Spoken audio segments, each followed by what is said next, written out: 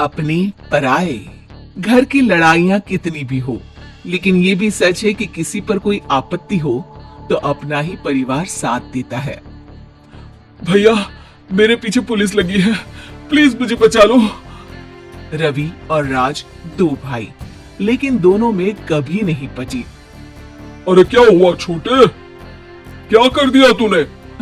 अरे कुछ नहीं भैया, मेरा दोस्त है ना राजू, वो मुझे लेकर बैंक गया था। मुझे नहीं पता भैया कि वो वहां बैंक लूटने जा रहा है। मैं उसके साथ बैंक में घुसते ही सीसीटीवी कैमरे में दिख गया हूँ। अब पुलिस मुझे ढूंढ रही है भैया, मुझे बचा लो।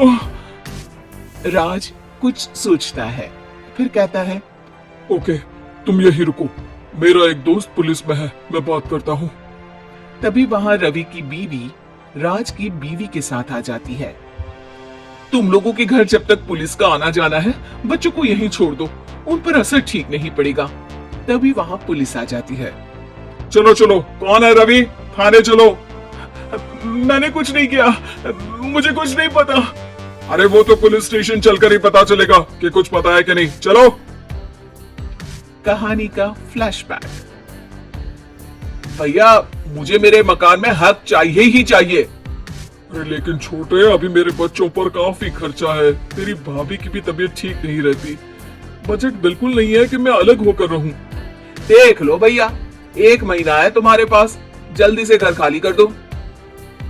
अरे कैसी बात कर रहे हैं भैया, मेरे शरीर में अभी इतनी हिम्मत भी नहीं कि घर को खाली करे। तो क्यों अपना पोषण बेचा भाभी? अरे तुम तो जानती हो, पिताजी की बीमारी के कारण उन्हें हमारी जरूरत थी, कैसे आते पैसे। ससुर जी तो बूढ़े थे भाभी, उनकी बीमारी में भी पैसे लगाना कौन सा अकल का काम था। तो क्या पिताजी को मैं मरने के लिए छोड़ देता?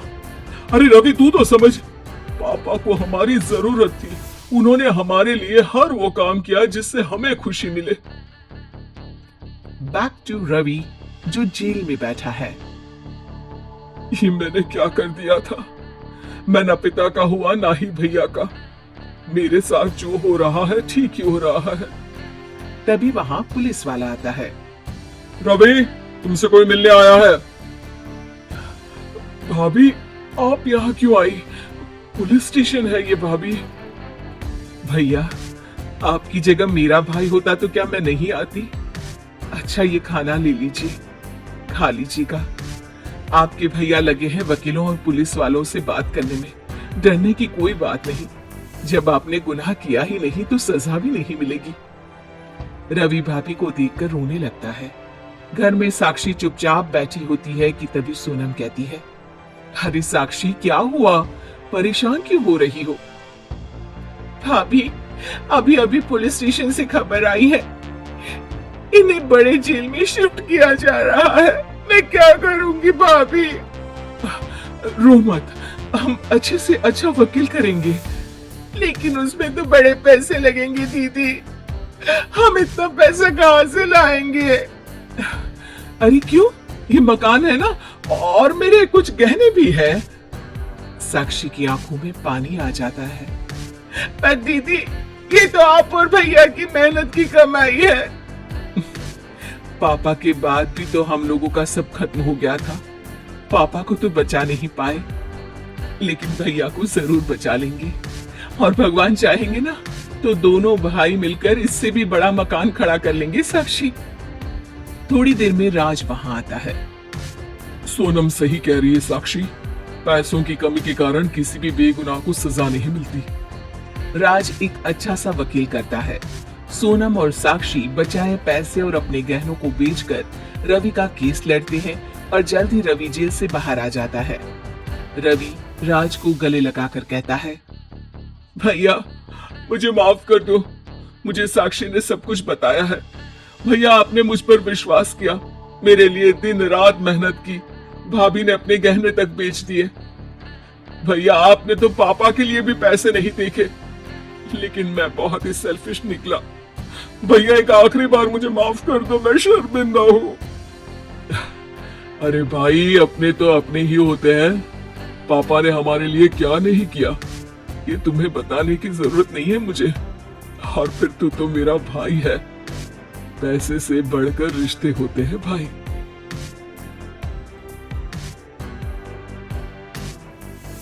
बिगाड़ा काम बिगाड़ा। 3 बहुओं के रवैये से सासू माँ बहुत परेशान थी।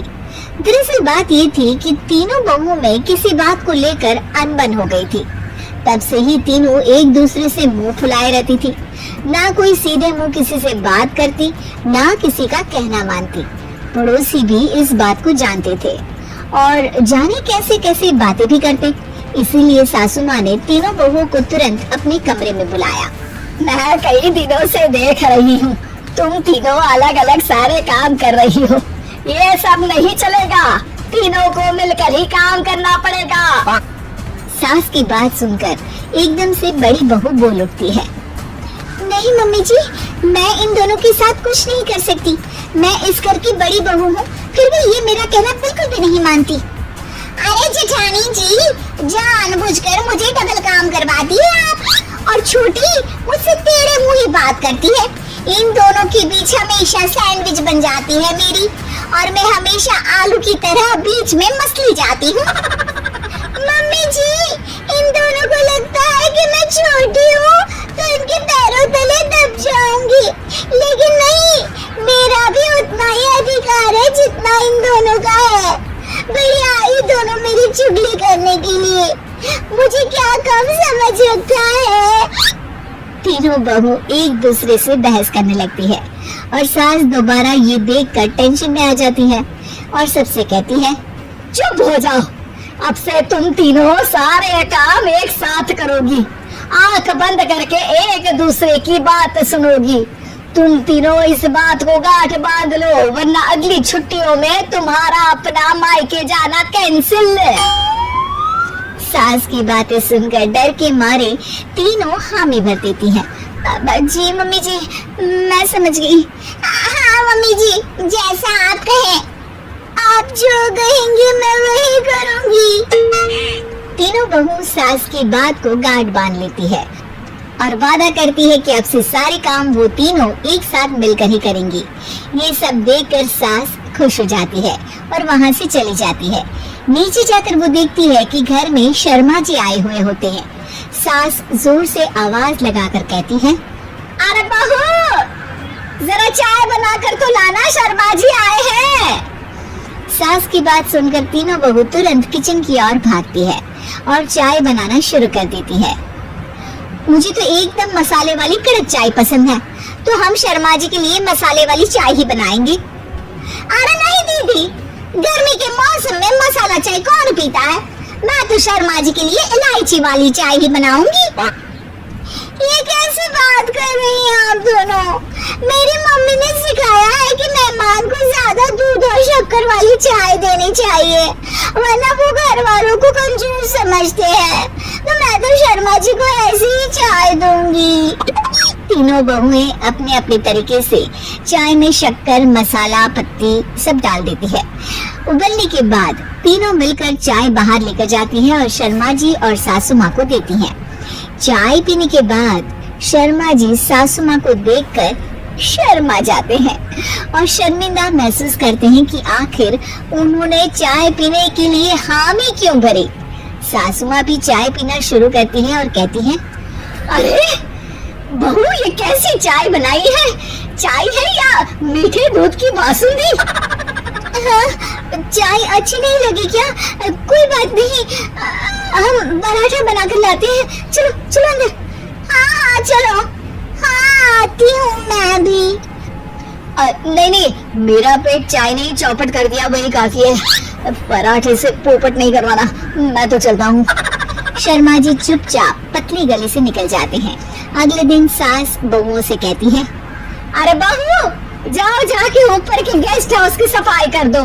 कल हमारे यहाँ मेरे दूर के रिश्तेदार आने वाले हैं, तो पूरे कमरे को चमका देना, समझी? तीनों बहू सास की बात को मानकर ऊपर सफाई करने चली जाती हैं और तीनों कमरे की सफाई चालू कर देती है। बड़ी बहू मकड़ी के जाले साफ करती है, तो बीच वाली झाड़ू लगाना और छोटी वाली सर्फ डालकर जमीन धोना शुरू कर देती है।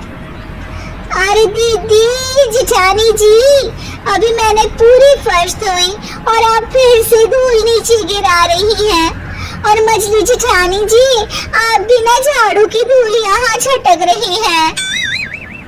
अरे तीनों को साफ करना है, एक साथ सफाई करते हैं ना। अरे वही तो, हम साथ साथ हैं, घर साफ साफ है। तीनों बहू ऐसे ही काम में उलझ जाती है और 2 घंटे तक एक ही कमरे की सफाई करती रहती है। बहुत देर से अपनी बहुओं को ना देखने के कारण सास ऊपर कमरे में उन्हें देखने जाती है, लेकिन कमरे में घुसती ही वो गीली फर्श पर फिसलने के कारण नीचे गिर जाती है। ओरे मोरे मैया, हड्डी मरोड़ के रख दी। आए मेरी तो कमर ही टूट गई रे। तीनों बहुएं सास को उठाती हैं और बिस्तर पर सुला देती हैं। अरे मेरे हाथ पैर दर्द कर रहे हैं, दबा दो आराम मिलेगा। हाँ जी माँ जी। अरे जी माँ जी, जी माँ जी। और तीनों बहुएं एक साथ सास के हाथ को दबाना शुरू कर देती है। माँ की तो चीख ही निकल जाती है और नतीजा ये होता है कि सास के बचे हुए शरीर में भी दर्द उठ जाता है। हाय राम, ये क्या कर दिया तुम तीनों ने। अरे मेरे तो किस्मत ही फूटी है कि तुम जैसी बहुएं मुझे मिली। हे भगवान, पूरे शरीर में दर्द बढ़ गया है। अब तो पता नहीं कि चल भी पाऊंगी या नहीं। माफ करो, मुझे गलती हो गई मुझसे कि तुम तीनों को एक साथ काम करने के लिए बोला। सोचा था तीनों मिलके अच्छे से काम करेगी, लेकिन बड़े बुजुर्ग सही कहते थे कि 3 तिगाड़ा काम बिगाड़ा। तुम लोगों ने ये बात ना आज साबित करके दिखा दी। तुम तीनों को तो समझाना यानी मानो भैंस के आगे बीन बजाना है। तुम्हें अकेले अकेले काम करना है ना, तो अब से तुम अकेले ही अपना अपना काम करो। तीनों बहुएं वहाँ से जाने लगती है। अरे कहाँ जा रही हो? आप ही ने तो कहा कि अपना अपना काम करो, तो मुझे मुल्तानी मिट्टी लगानी है। अरे मुझे भी तो नेल पॉलिश लगानी है। मुझे ना मेहंदी लगानी है। सास अपना सर पीट लेती है और कहती है, अरे मुझे भी लगाना है कुछ। क्या माँ जी, क्या माँ जी, क्या माँ जी? तुम्हारे घर वालों को फोन तुम्हारी हरकतें बताने के लिए। दोस्तों, कहानी अच्छी लगी तो लाइक जरूर करें और ऐसी ही मजेदार कहानियों के लिए इस चैनल को सब्सक्राइब करना बिल्कुल न भूलें। तो मिलते हैं एक और अनोखी कहानी में। तब तक स्वस्थ रहें, मुस्कुराते रहें।